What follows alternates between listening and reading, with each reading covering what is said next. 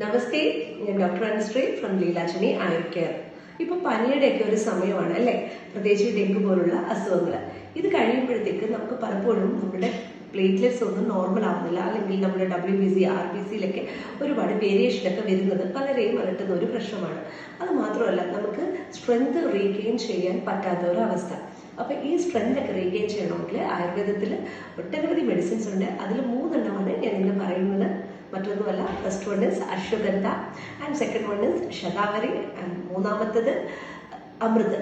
So ഇതിന് 3നും ഒട്ടനവധി properties ഉണ്ട്. പ്രത്യേകിച്ച് ഇതെല്ലാം ഒരു റെജുമിനേറ്റീവ് ആയിട്ടുള്ള മെഡിസിൻസ് ആണ്. അതോടൊപ്പം തന്നെ ആന്റി വൈറലായിട്ടൊക്കെ പ്രവർത്തിക്കാൻ പറ്റിയ മെഡിസിൻസും കൂടെയാണ്.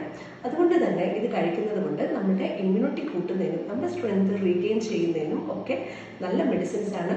ഇതൊരു ഡോക്ടറുടെ നിർദ്ദേശപ്രകാരം ദിവസവും കഴിക്കുന്നത് നമ്മുടെ ഈ പനി മൂലമുള്ള അസുഖങ്ങളൊക്കെ മാറിക്കിട്ടാൻ, പ്രത്യേകിച്ച് ക്ഷീണം തളർച്ചയൊക്കെ മാറിക്കിട്ടാനായിട്ട് നല്ലതാണ്.